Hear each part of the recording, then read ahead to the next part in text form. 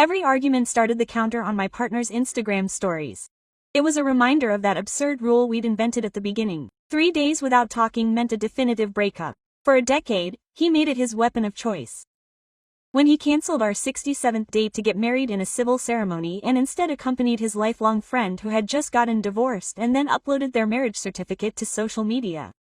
Something inside me snapped. I liked the post and wrote that I wished them the best. His anger was immediate. Brittany shared it without meaning to. Seriously, you have to be so mean. She's so fragile right now. It's just a formality. I'll marry you when she's calmer. Apologize right now. That time I hung up. The clock ticked again, but no pleading messages or knocks on my door came. I just sent my resignation letter. Done. After ignoring a dozen calls, he finally wrote. His patience had run out. Brooke, you have a lot of nerve hanging up on me like that. You really think you're right? You have 5 minutes to issue a public apology or this is really over. 10 years together and I'd heard that thread 100 times already. I was always the one backing down, the one apologizing on my knees. This was the first time I'd just hung up. When I got no response, Derek started the timer on his social media. He knew how much I loved him and he used it as emotional blackmail. Every fight started the clock and the pressure increased. For 10 years that stupid rule was his go-to and I always ran back before the alarm went off, but I was tired of being manipulated. Shortly after, Brittany, my childhood friend, posted, tagging me directly, an innocent joke with Derek that I accidentally made public. I didn't think Brooke would be that upset. I guess it's better not to talk to her. I'm scared she'll explode. Derek, who was new to social media, was the first to like it. It's her problem. Brittany, don't feel bad. Why would you hide? Post whatever you want. Sure, that was me. Our mutual friends, whose businesses depended on Derek's office, were quick to join in. Brooke has a grudge. Don't let someone like that mess with your peace, Brittany. Now I understand why Derek doesn't want to marry her. I wouldn't marry a woman that insecure either. I let out a dry laugh. Derek would move heaven and earth to make sure Brittany didn't feel even a hint of discomfort. But to me, his partner of 10 years, he treated me with the cold shoulder. Brittany would sneeze and he would cancel our civil wedding. I would complain and he would get angrier than I did, calling me controlling and petty. And now that I had finally let it all out and congratulated them, he was back with ultimatums and stopwatches, demanding an apology. It was never about who was right. His plate of affection had tipped a long time ago. The registrar looked at me with pity. Miss, the man whose ID she gave me is already listed as married. Do you want to change applicants? I picked up the document and smiled. I'll think about it. The couple in the back applauded as I stepped out of line. It was February 14th, and the appointments were extremely competitive. I had waited in line for hours to get this time slot, but when I looked at the form in my hands, I tore it up and threw it in the trash. Without hesitation, I had filled out that form 67 times. I had given it 67 chances. I always showed up early, excited, watching the happy couples as I waited for him to show up. And I always called a few minutes before with an excuse. The office, a client in crisis. Brooke, these are human lives. You want me to abandon them for a piece of paper? How can you be so selfish? He never knew that after I dumped Brittany, she was sending me mocking texts. Derek's cooking is delicious. I bet you've never tried it, have you? I walked too much today and Derek was so worried he gave me a fancy car. You still ride the public bike, don't you? And now I had even applied for a marriage license with her. Our story had to end. I had barely walked through the door of the municipal building when my phone buzzed. My resignation had been rejected. HR told me that Derek hadn't been in the office in days and they couldn't approve it without his signature. They gave me an address and asked me to track him down. I gritted my teeth and went. It was a pool hall.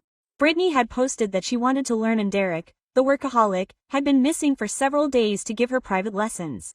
I found him leaning over her, guiding her cue, their bodies pressed together. Brittany smirked when she saw me. Some of her colleagues in the office saw me and came over, laughing. Look who came for the boss, I said. The 3-day counter didn't even make it to 1. The came crawling back.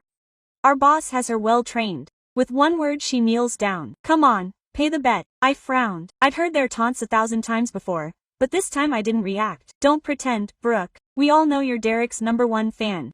You wouldn't leave him if he set you on fire. I ignored them and threw my resignation on the table. Derek, sign. I was about to reach for the papers when Brittany let out a theatrical groan. Derek, love, how do I make this shot? He dropped everything, pulled his personal seal from Brittany's purse, and tossed it to me. Sign it yourself and don't interrupt me while I show Brittany.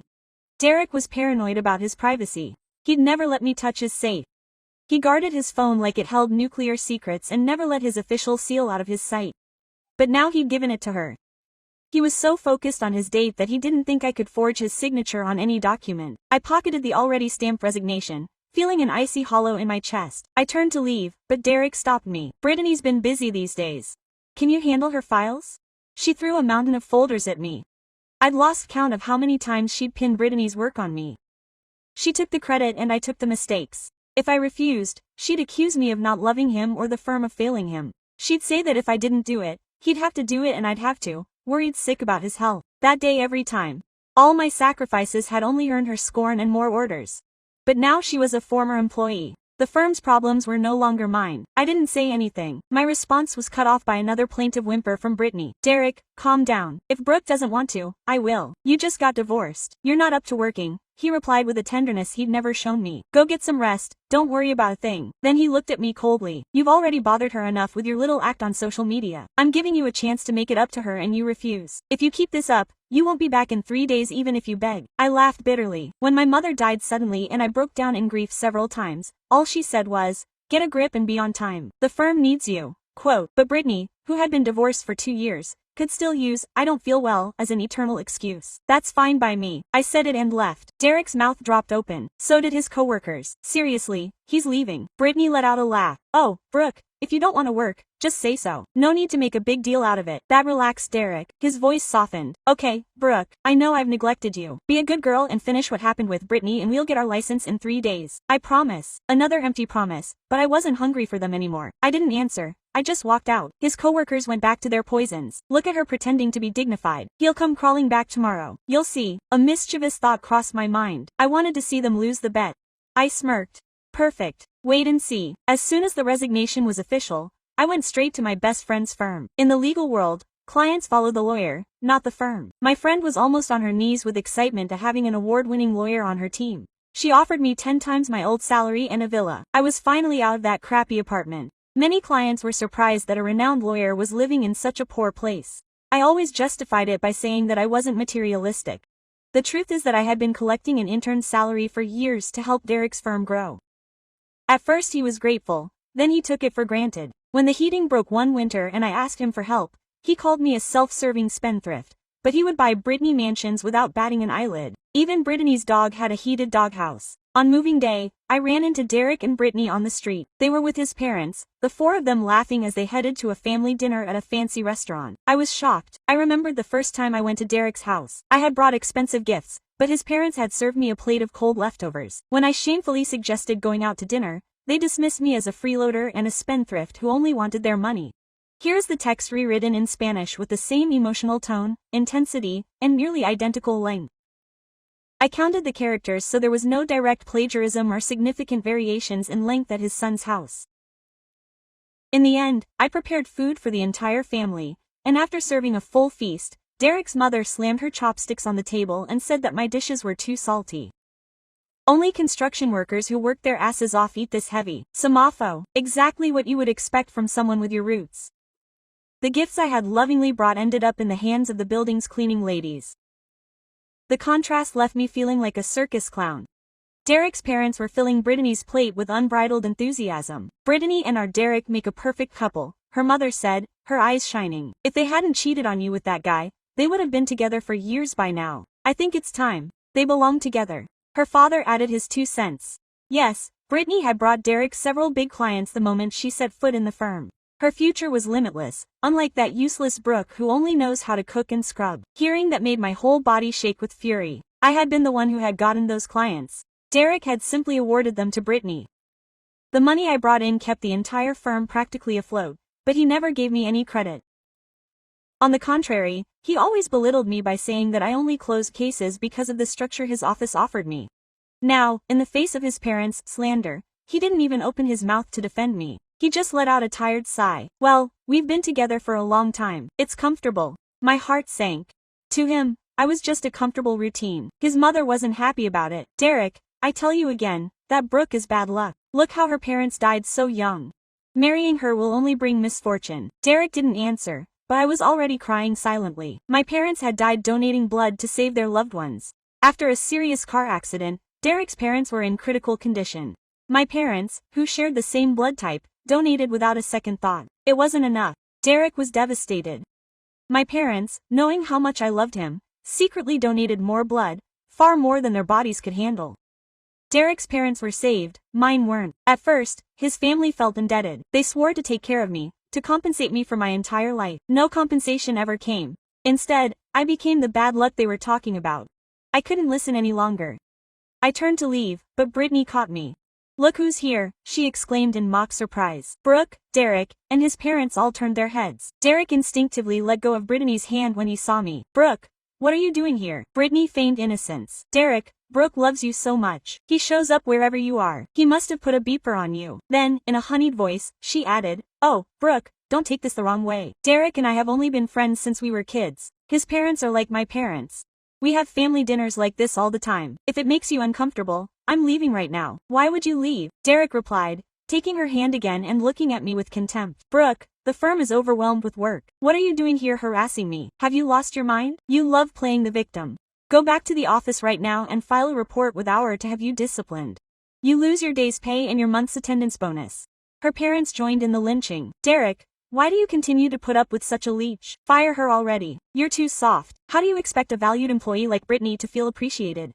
Quote, Brittany feigned magnanimity. "It's okay, I always cover up for Brooke's mistakes, but Brooke, the years are unforgiving. What are you going to do if you get fired from the firm? You should apologize to Derek. Don't be so proud." Derek's parents praised her for her maturity and kindness. Quote, Derek's face hardened even more. "What are you waiting for? Get back to work, and I'm warning you, if you're not there by the end of the day in your position, when the deadline is up, I will forget about begging again." It was over forever. He paid the bill and left with his family. That same afternoon, just before closing time, Derek stopped by. When he saw that I hadn't shown up, he flew into a rage and headed straight to a bar. He casually had a colleague leak his location. I ignored him completely. By 11 p.m., the day was dying. Derek had drunk until he almost threw up, but his nervousness didn't let up. He looked at the door of the booth every time it opened. With his heart in his mouth, it was never me. His cell phone remained silent. He asked his assistant to check if it was broken. When she confirmed that it was working perfectly, he sank even deeper. He was used to me running after him, picking up the pieces.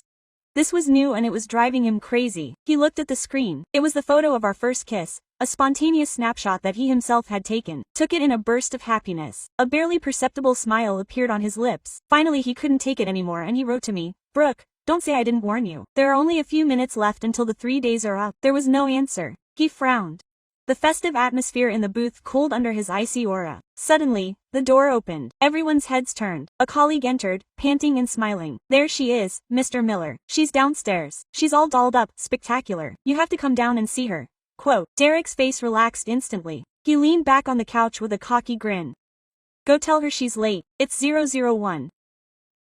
If she wants me to come back with her now, it won't be that easy." Outside the bar, a fine rain was falling. The kind that seems to go on forever. From the window of my new apartment, small, modern, smelling of newly found independence, I saw the kitchen clock read 00 Palm. He must have been there, sprawled in his favorite leather armchair, surrounded by his usual bootlickers, with a whiskey in his hand and his eyes fixed on the door, convinced that I would run in at the last second, but nothing happened to him. No, at least not to me. Yes. I closed the laptop and for the first time in a long time I smiled. It wasn't a radiant smile. It was my own smile, contained like someone taking the first step after years of being chained. My phone remained silent. Not a call, not a message more. It was strange. Derek didn't know how to lose. For him, silence was a personal affront. And yet, the deadline was met and I didn't appear. I didn't apologize. I didn't beg. I sat by the window. The boo of a hot cup of tea fogged up the glass. I thought about my parents, about their silent sacrifice, about how their names had been erased under the contempt of a family that only remembered them as the unfortunate ones. I felt anger not towards them, but towards myself for all the years I lost, waiting for someone like Derek to truly see me. But that was over. The next day my new job called me.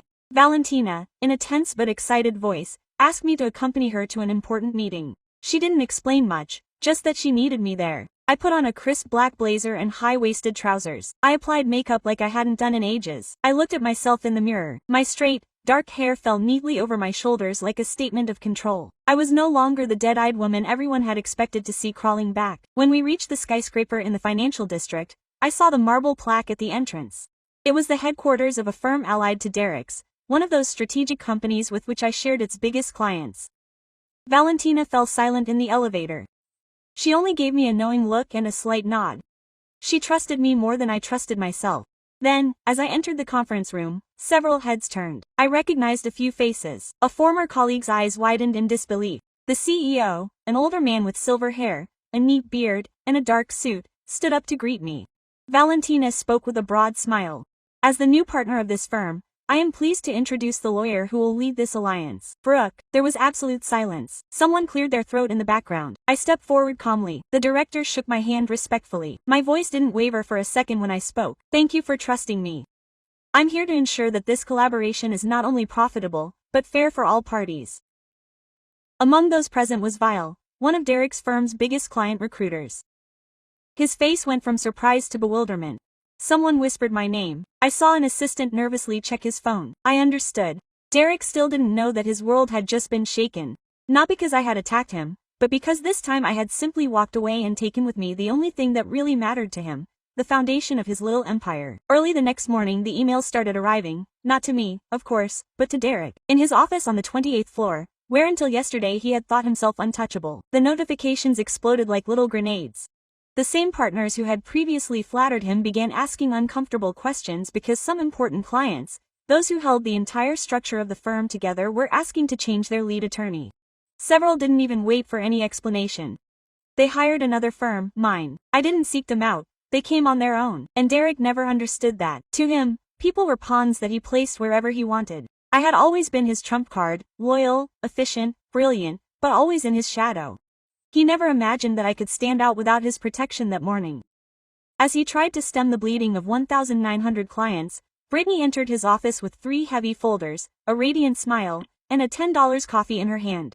She wore her blonde hair in a high ponytail, a barely professional light blue blouse, and heels that resonated louder than her voice. She looked like a magazine executive, but that was all. "Honey," he said as he entered. "I heard this client wants to see you, though I don't think it's a big deal.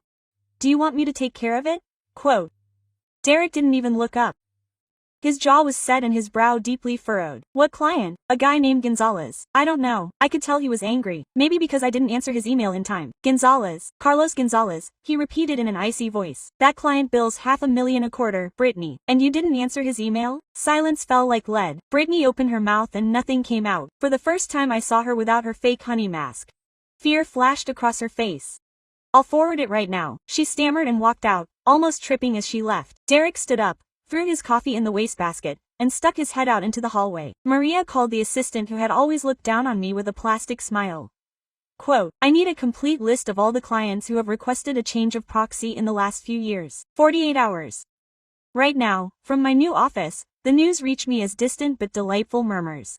Colleagues were sending me screenshots of internal emails. The chaos was evident. Even a junior partner wrote to me privately offering his services, but I didn't let the sweet taste of triumph get to me. It was still early. Derek wasn't one to give up. He was one of those who would rather burn the board than accept defeat, especially against someone he already considered finished. In the middle of the afternoon, my cell phone rang, a familiar number. I didn't answer. Seconds later, message, "We can talk, just talk." Derek, silence on my part. 20 minutes later, Brittany is very nervous. She's messed up on several cases and one of the partners is Katrina.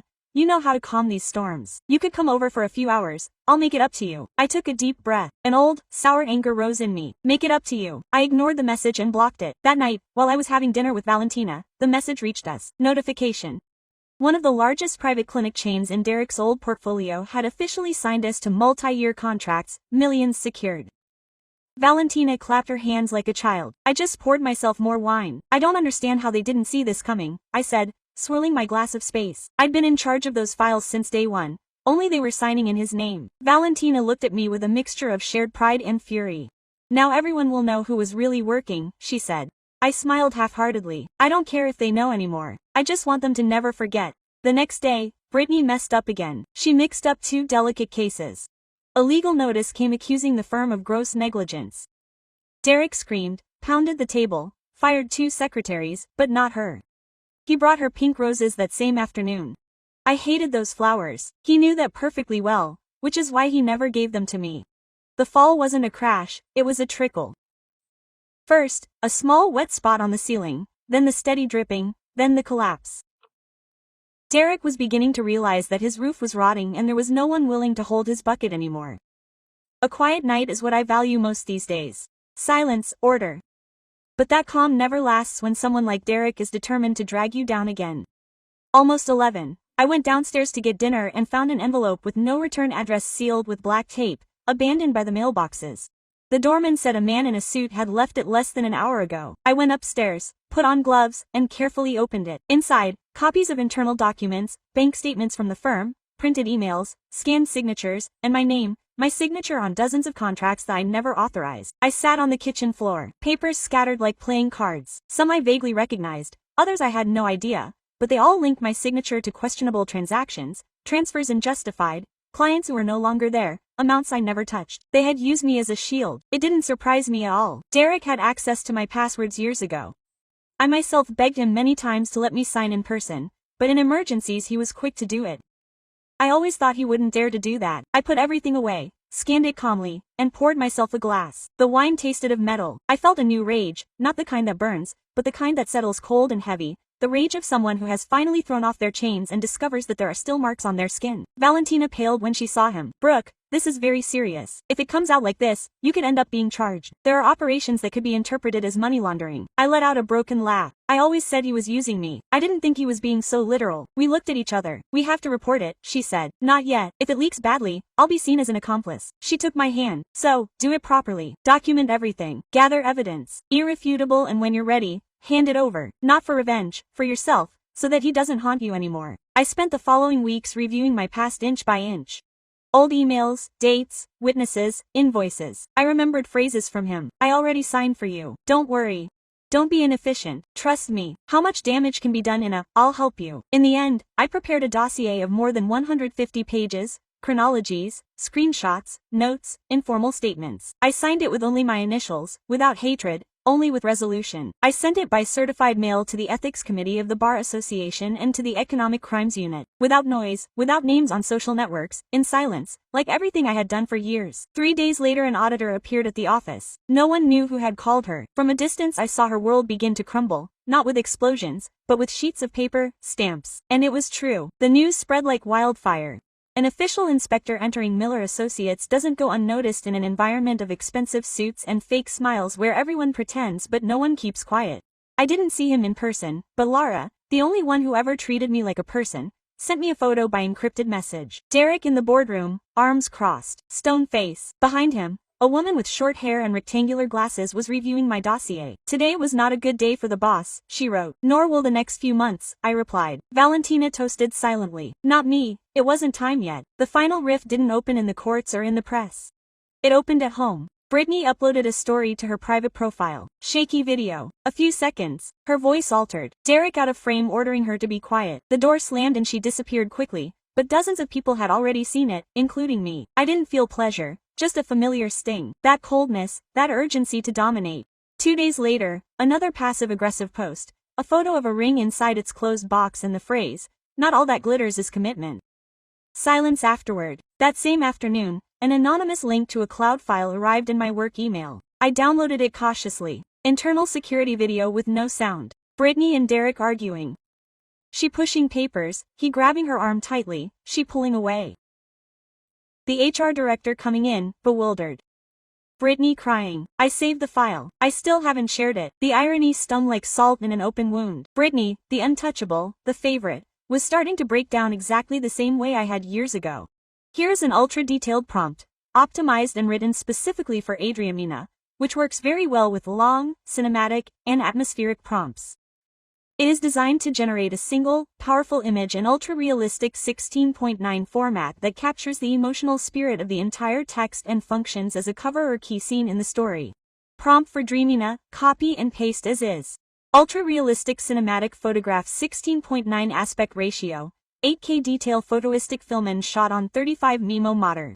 A strong beautiful woman in her early 30s, Brooke, stands alone in the luminous living room of her new small modern villa at golden hour. Sunlight pours through large floor-to-ceiling windows, warm and soft, illuminating dust particles in the air. She wears a simple burgundy sleeveless dress with thin straps, hair in a low loose braid, barefoot, holding a single house key in one hand and a folded child's drawing in the other. Her expression is quiet, triumph mixed with embossed tears barely held back, peaceful, powerful, finally free. In the background through the open glass door to the garden, We see a white wooden fence and a gentle scene. A handsome man in his late 30s, Ethan, athletic build, dark brown hair with visible gray at the temples, short well-trimmed beard, wearing a fitted gray t-shirt and paint-stained canvas pants, kneeling and laughing softly while fixing the fence. Next to him, his 7-year-old daughter, Sophie, with messy ponytail and dusty hands, proudly hands him a nail, both bathed in the same golden sunlight. On the wooden floor near Brooke's feet, 2 moving boxes, still half unpacked, a soft cream-colored blanket draped over the arm of a new sofa, a steaming cup of coffee on the windowsill. The whole scene radiates warmth, healing, new beginnings, and hard-won independence after years of emotional abuse and manipulation. Moody but hopeful atmosphere, subtle lens flare from the setting sun, rich natural colors,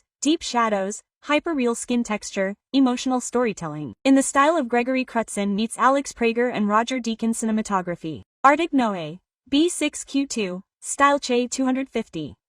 This prompt concentrates the entire essence of the text in a single iconic image. The collapse of the past, symbolic, no longer visible. The new house as a shelter gained, the arrival of Ethan and Sophie as light and future. The silent strength and healing of Brooke works perfectly in Drimina and usually gives impressive results in the first or second generation. If you want alternative versions, for example, the scene from the gala or the final showdown with Derek, let me know and I'll write you another one just as precise. It reached my eyes. Brooke said, I didn't imagine you'd come in person. I could have sent my lawyers, but I wanted to talk about it face to face. Quote, sure, I replied, that way you can lie to my face. We entered the reserved room. 2 arbitrators, a clerk and an assistant were taking notes. It was a private proceeding, without excessive formalities, but with absolute legal force. No outsiders were allowed in. Derek stated his claim in a moderate voice, almost polite. He alleged that my departure was unexpected, that it caused harm, that my close relationship with certain clients created a conflict of interest by moving to a competing firm. He cited clauses, dates, assumptions. I listened without opening my mouth. When it was my turn, I simply handed him my folder. Everything he describes as confidential is legally registered in my name as the lawyer directly responsible for those files. Explain. The contracts he claims to have lost were already signed long before because I captured them, I carried them, I won them. I made a copy of an old email from him. Don't worry. I signed for you to gain time. I trust you. The arbitrators read it without saying a word. Derek wanted to reply. That doesn't prove anything. It was an internal procedure. It doesn't prove bad intentions. No, but it does prove habit. I replied and handed him another dossier. It was a list of contracts signed with my signature without my express authorization, many of which matched exactly with the irregular files that I myself had reported weeks before. Derek stiffened. A vein throbbed in his neck. Are you making all this up to get revenge? I stared at him. Not get revenge. That would mean wanting something that you have. And believe me, Derek, there's nothing of yours that I want to keep. Quote, one of the arbitrators looked up. Mr. Miller, were you aware that you were using your colleague's digital signature on financial documents? Derek swallowed. He tried to smile. We trusted each other completely. I never thought he would accuse me after everything we'd been through together. We did nothing together, I said firmly. I was working. You took the credit. The room fell completely silent. In the end, the award was final. There was no evidence of any breach of exclusivity clauses. My departure was legitimate and your claim unfounded. Leeming synthesis chambers fined you for litigation in bad faith. I left before the final minutes were signed. In the hallway, Derek caught up with me. Brooke, listen to me. This has all been a misunderstanding. Brittany is not okay. She did things to me that you would never do. She provoked me. She manipulated me. And I fell for it. I never provoked you. I never made you lose your temper. Derek didn't answer. You never chose me, honestly. You just liked keeping me waiting because it made you feel powerful. He tried to grab my arm. I pulled away. And now that I'm not waiting anymore. Do you realize you're alone? I left without looking back. I wasn't feeling like I was going. It was something else. Relief, freedom. The sky that night seemed clearer than usual. It wasn't that the stars were brighter. The city rarely allows that. But there was a stillness in the air that made the silence feel weightless. I sat on the back porch with a blanket over my shoulders and a cup of tea in my hands. Then I heard the voices. No, Sophie, not like that. Itan's laughter came over the fence. If you throw the ball like that, you'll break the window again. And you break things all the time, Sophie replied cheekily. I peeked in.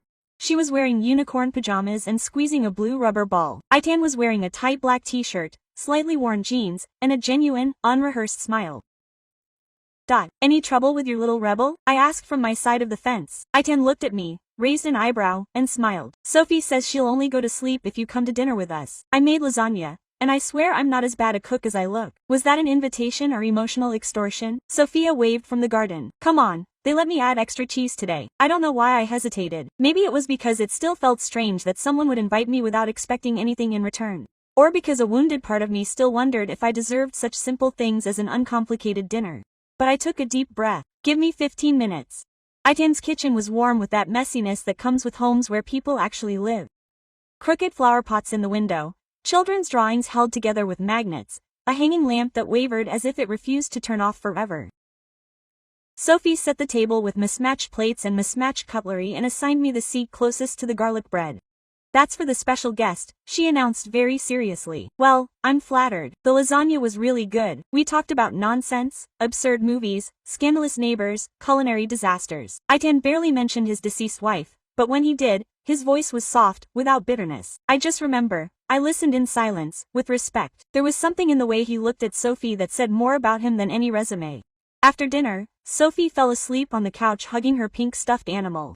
And he picked her up naturally, as if she were part of his own body, and carried her to bed without a sound. When he returned, he leaned against the doorframe and looked at me almost uncertainly. Are you comfortable here? He asked. More than I expected. We were silent for a few seconds. The kitchen was dimly lit.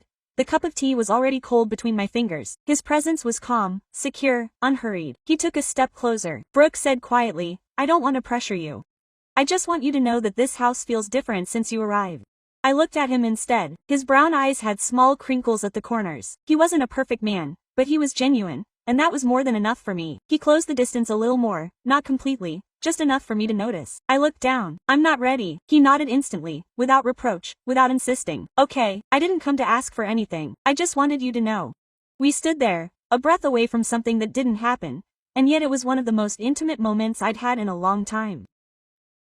When I left, Sophie had left a new drawing in the doorway, a house with yellow windows and a word written in a labored hand, welcome. The envelope arrived by certified mail with no logos or warnings, just my name in capital letters in that cold handwriting that always precedes trouble. I opened it slowly, even though I already felt the familiar knot in my stomach. Lawsuit for breach of non-compete clause. I read the sentence 3 times before reacting. Derek, why not? He always had an ace up his sleeve. He was suing me, alleging that my leaving and the acquisition of clients violated a clause that I had drafted years ago at his direction. Valentina frowned at me as I handed her the paper. This is ridiculous, she muttered. That clause doesn't affect you. You made that clear yourself. I was right. I had inserted an express exception in the original contract. The non-compete only applied to management positions or associates with equity interests. I was neither one nor the other. I was a senior, with no vote or shares. He knew that perfectly well. Even so, he filed the lawsuit because he didn't care about being right. He cared about intimidating me, exhausting me, hurting me. What now? Valentina asked. Now he's going to swallow his own medicine. I answered. I called Ivan, the most meticulous lawyer in the firm, bald, with an impeccable dark suit, and a perfect tie. All it took him was 20 minutes. He doesn't have a chance, he said without raising his voice. But we can make it very expensive for him. Over the following week we prepared the response. We compiled emails in which Derek asked me to sign for him, minutes in which he refused to promote me, evidence that I was never considered a manager. On the day of the hearing, I arrived at the courthouse with the serenity of someone about to close the case. A scar. Derek was there. Blue suit, pale face, dark circles under his eyes. Beside him, his lawyer, the same one who had defended partners for fraud, looked at me. But this time he didn't smile. The judge was young, serious, thin glasses, direct tone. Derek spoke first through his lawyer. Damages, losses, well-learned version. When it was my turn, I stood up and spoke clearly. Your Honor, I drafted that clause myself. Yes, but under orders from the plaintiff, and I left it in writing that it would only affect partners and executives. Here is the evidence. I submitted the original contract, the emails, the internal notes. I was never a partner. I never had a say. They excluded me from any promotion, and now they want to apply to me a rule created precisely to protect themselves from people like them. The judge read it in silence. After a few minutes he spoke. The lawsuit is without merit. It is dismissed, and for abuse of process the plaintiff is sanctioned for bad faith. My lawyer nodded calmly. Derek said nothing. He stood stiff as if the weight the sentence crushed his shoulders. His lawyer lowered his gaze. As I left the courthouse, I saw him in the hallway. He caught up with me with slow steps, as if he still believed his voice could hold me back. Quote, Brooke, you really had to go this far. This is how much you wanted to humiliate me. I stopped. I looked at him with a calmness that I didn't recognize myself. No, Derek, I didn't mean to humiliate you. I just needed someone to stand up to you and say no for once. His lips tightened into a hard line. He didn't say another word. I walked out with a steady hand, without a backward glance, without a shred of remorse, completely free. The room was packed, but I didn't care. There were flashbulbs, lenses trained on me, suppressed applause, looks filled with curiosity, others with genuine admiration, and surely some full of venom. Still, I walked toward the stage as if it had always been mine, because tonight it was. It was the day I was named Lawyer of the Year in ethics litigation. I never pursued it, but when the nomination came, Valentina burst into tears of pure joy and made me accept. This is yours, Brooke, not because of what you endured, but because of what you lifted with your own hands. I stepped up, I calmly walked up the steps. The navy blue dress hugged my body just as it should, serious, impeccable, elegant. For the first time in years, my hair was loose. Feeling its weight on my shoulders was like reclaiming a part of me that had been locked away. I took the trophy, clear glass with gold edges, and stepped up to the microphone. There was nothing written on it, just the truth. Thank you, I said with a small but firm smile. When I graduated, I thought that all you had to do was be a good lawyer. Hard work, honesty, loyalty, and the place would appear on its own. I had no idea that sometimes you had to build it yourself from scratch. I paused. Some nodded, others looked away. I spent years working for someone who convinced me that I would never be enough, that success was a gift he chose to give me, that I had to be grateful for the work, for the silence, for being invisible. Until one day I stopped saying thank you and started choosing myself. I took a deep breath. This award isn't just mine, it belongs to all those who have been erased from the map, to those who have worked in the dark while others hung the medal on their heads, to those who have trembled with fear and still kept going, not because they were heroes, but because they couldn't stand being silent any longer. The applause wasn't thunderous, it was solid, deep, the kind you feel in your chest. As I was coming down, Valentina caught me in a hug that almost made the trophy fall. I told you, she murmured against my hair. Now everyone knows who you are. I smiled. But deep down I didn't care so much what others thought anymore. The important thing was that I had it crystal clear and Han was waiting for me at the door. Gray suit, pearls, unbuttoned shirt, that calm that had already become my refuge. Beside him, Sophia waved a little sign made with markers and a lot of enthusiasm. Come on, Brooke. When I got to them, the girl handed me a folded envelope. I opened it. It was a drawing. 3 figures in a house with a garden, 2 large, 1 small, a dog in the corner and on top of the roof with uneven letters. Family, I still don't have a dog, I said laughing. Can we fix that? Ihan said, and in his eyes, no more promises were needed. We walked to the car as the sun set slowly and with dignity.